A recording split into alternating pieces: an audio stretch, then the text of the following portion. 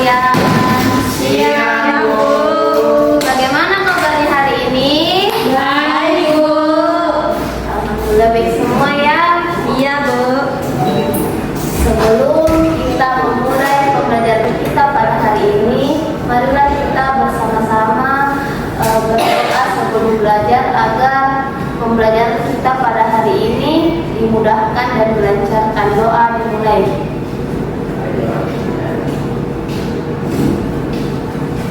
Selesai. Baik, sebelum kita memulai pembelajaran pada hari ini, Ibu akan mengabsen kalian semua. Jadi kalian sudah hadir semua ya? Iya, Ibu. Oke. Baik, jadi marilah kita bersama-sama menyanyikan lagu nasional negara kita. Maka dari itu Ibu harap kalian untuk berdiri. Baik, kita akan menyanyikan lagu dari Sabang sampai Merauke. 1, 2, 3. Dari Sabang sampai Merauke, berjajar pulau-pulau, sambung menyambung menjadi satu. Itulah Indonesia. Indonesia tanah airku, aku berjanji padamu menjunjung tanah airku Indonesia. Oke, baik. Anak-anakku boleh duduk. Baik. Ya, sekarang kita akan memasuki materi kita pada hari ini, yaitu pantun. Siapa anak-anakku yang tahu apa itu pantun? Tidak ada, Ibu. Tidak ada? Jadi Ibu jelaskan ya apa itu pantun. Tapi sebelum itu adapun tujuan pembelajaran kita pada hari ini itu yang pertama, peserta didik dapat mengetahui apa itu pantun. Yang kedua, peserta didik dapat mengenal ciri-ciri pantun. Dan yang ketiga, peserta didik dapat membedakan jenis-jenis pantun. Nah, jadi kita akan memasuki apa itu pantun. Nah, pantun adalah puisi lama yang terdiri dari 4 baris dan digunakan untuk menyampaikan pesan, nasihat, atau perasaan dengan bahasa yang indah dan irama. Pantun juga sering digunakan dalam pergaulan, permainan, atau nasihat orang tua sama guru. Begitu ya, jadi itu yang dimaksud pantun. Nah, adapun ciri-ciri pantun. Pantun yang pertama itu terdiri dari 4 baris atau larik. Yang kedua, baris 1 dan 2 disebut sampiran, berfungsi sebagai pengantar. Dan yang ketiga itu baris 3 dan 4 disebut isi, berisi pesan atau makna pantun. Yang keempat, setiap baris terdiri dari 8 sampai 12 suku kata. Lalu biasanya juga bersajak atau berirama dengan pola AB-AB yang paling umum dan banyak digunakan. Nah, tapi juga pada pantun lama itu ada yang bersajak AABB atau ABBA. Nah, terus yang keenam itu disampaikan dengan irama yang seragam dan enak didengar. Dan yang terakhir mengandung makna, pesan atau hiburan. Nah, di sini ada jenis-jenis pantun. Yang pertama itu pantun nasihat. Pantun nasihat berisi ajakan untuk berbuat baik dan meninggalkan hal yang buruk. Nah, contohnya itu rajin menanam di pagi hari agar tumbuh bunga yang indah. Belajarlah dengan hati yang bersih supaya cita-citamu mudah tercapai. Nah, ini yang dimaksud dengan sampiran. Kalau baris 3 dan 4 ini disebut isi. Dan sajaknya itu kan sajak yang dipakai itu ABBA. Nah, di sini sajak itu A, sajak itu ABAB, ABAB. Itu ya. Terus yang kedua itu pantun jenaka. Pantun jenaka itu berisi kata-kata lucu dan menghibur. Contohnya siapa yang bisa membacakan contoh di atas? Siapa yang bisa?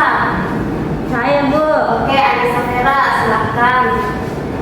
Jalan-jalan ke kota Medan. Cakep. Tidak lupa membeli rambutan. Cakep. Temanku makan sambil tertawa. Nasi keluar dari hidungnya. Nah, itu termasuk pantun jenaka karena berisi kata-kata yang lucu dan menghibur. Karena buktinya tadi kalian tertawa kan? Iya, Bu. Nah, jenis pantun yang ketiga itu ada pantun teka-teki.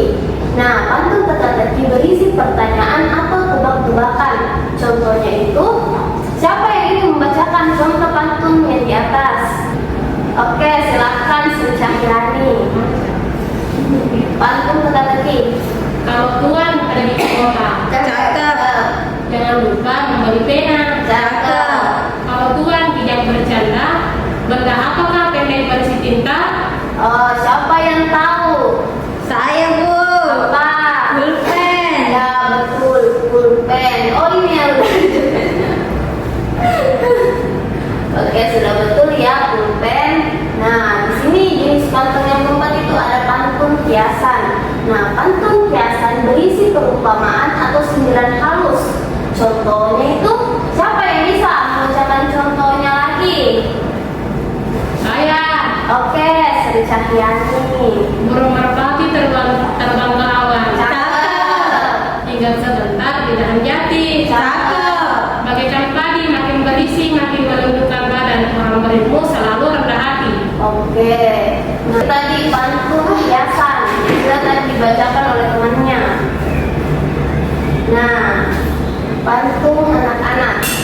Nah, ini jenis pantun yang terakhir yaitu berisi hal-hal yang lucu dan semangat anak-anak. Contohnya itu ibu bacakan ya. Pagi hari bermain bola Cakep. di lapangan ramai sekali. Cakep. Belajar rajin setiap masa agar ayah ibu senang di hati. Nah, itu merupakan pantun anak-anak karena berisi hal-hal yang membuat anak semangat. Mungkin sampai di sini ada yang ingin ditanyakan terkait materi yang telah ibu sampaikan. Tidak, Bu. Jadi sudah paham semua ya? Iya, Bu. Oke, sebelum itu kita akan melakukan eksplikin agar kalian semua itu semangat untuk mengerjakan lembar kerja kelompok yang akan nanti dibagikan. Mungkin anak-anakku bisa berdiri. Oke, anak-anakku sudah tahu ya apa itu, bagaimana itu caranya untuk fokus? Tahu? Tahu, Bu. Oke. Jadi kita mulai 1, 2, 3. Teguh fokus. Melihat, mendengar, mengingat, fokus. Oke. Jadi ibu akan membagikan lembar kerja kelompok. Nah, di sini ibu akan membagi 2 kelompok. Yang ini kelompok pertama, yang ini kelompok kedua. Kasih, Bu.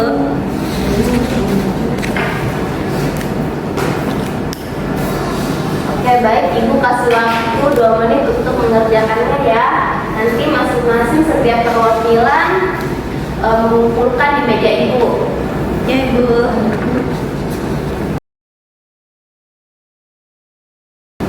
Oke, waktu selesai. Mungkin setiap perwakilan kelompok bisa langsung ke meja ibu untuk mengumpulkan lembar kerja kelompoknya. Baik. Ini kelompok 1 ya. Oke, kelompok 2. Semuanya sudah mengerjakannya ya. Ya, Bu.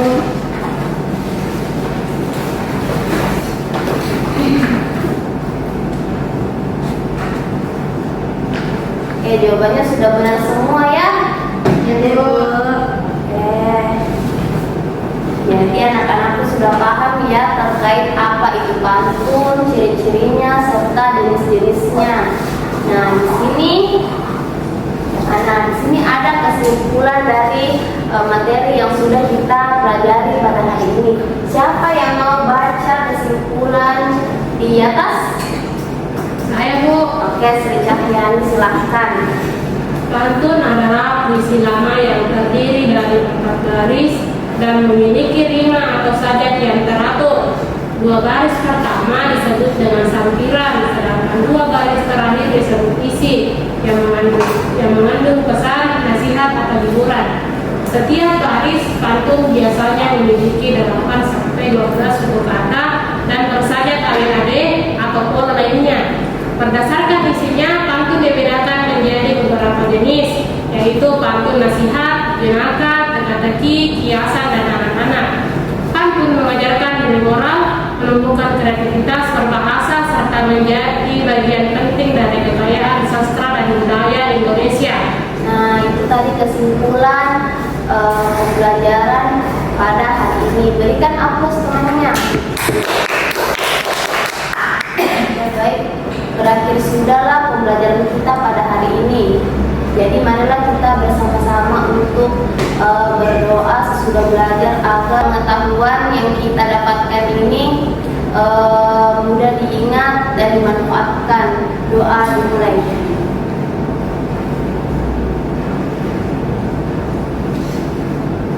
Selesai. Ibu tutup dengan Assalamualaikum warahmatullahi wabarakatuh. Waalaikumsalam.